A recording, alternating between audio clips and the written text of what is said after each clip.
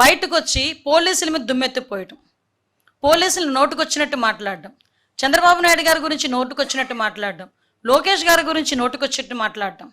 ఈరోజు ఆంధ్రప్రదేశ్ పరిస్థితి ఏంటి? ఆంధ్రప్రదేశ్ను ఒక గాడిలో పెట్టడానికి ముఖ్యమంత్రి గారు ఎంత కష్టపడుతున్నారు? ఒక ప్రతిపక్ష నాయకుడు హోదా లేకపోయినా ప్రతిపక్ష పార్టీకి ఒక నాయకుడిగా ఉన్నందుకు నువ్వు ఇవ్వాల్సిన ఒక సద్విమర్శలు చేయకుండా నోటుకొచ్చినట్టు ఇలాంటి మసిపూసి మారేడుకాయలు చేసే పరిస్థితి చేస్తూ ఉంటే ప్రజలు నిన్ను నమ్ముతారా? నువ్వు చేసిన ఆ రోజు చేసిన కోడికత్త వ్యవహారం, గులకరాయి వ్యవహారం అక్కడితో క్లోజ్. ఇంక అక్కడి నుంచి ప్రజలు నమ్మే పరిస్థితులు అయితే కనిపించట్లే. ఈరోజు మేము పరదాలు పెట్టట్లే, మీకు హౌస్ అరెస్టులు చేయట్లే, మీకు పర్మిషన్లు ఇస్తానమంటున్నాం, కనీసం మహిళల మీద కన్సర్న్ లేదు. నేను ఈరోజు క్లియర్గా జగన్మోహన్ రెడ్డి గురించి చెప్తున్నా, నువ్వు నిజంగా యాత్ర చేయాలి, నిజంగా పరామర్శించాలంటే ప్రశాంతి రెడ్డి గారి ఇంటికి వెళ్ళి పరామర్శించు. కనీసం నీ మీద ఒక నమ్మకమైన వస్తుంది ఎవరికైనా.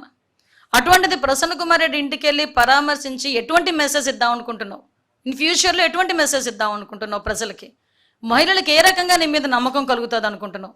నీ పార్టీలో ఉన్న వాళ్ళు నోటుకొచ్చినట్టు మాట్లాడితే కట్టడి చేయలేని పరిస్థితిలో నువ్వు ఉండే పరిస్థితి నీది. అది ఈరోజు ఒకటే క్లియర్గా చెప్తున్నానండి, జగన్మోహన్ రెడ్డి ఎట్టి పరిస్థితుల్లోనైనా మహిళలకి క్షమాపణ చెప్పాలి, తల్లికి చెల్లికి క్షమాపణ చెప్పాలి, మహిళలందరికీ కూడా క్షమాపణ చెప్పాల్సిన పరిస్థితి ఉంది.